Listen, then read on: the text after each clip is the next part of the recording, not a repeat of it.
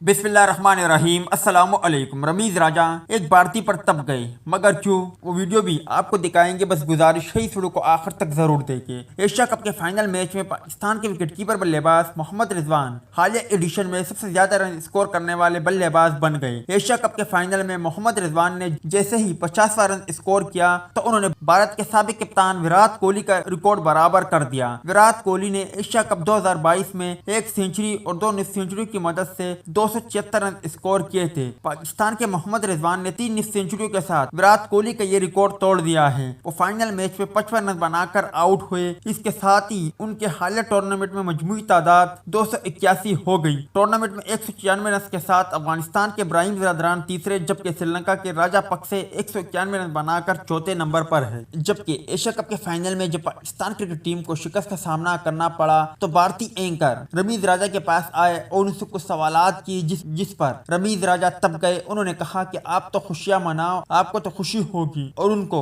डांटते हुए उनके सवालात के जवाब ना देने का फैसला किया। आप मुख्तसर वीडियो देखे, वीडियो अच्छी लगे तो इसे लाइक जरूर करें।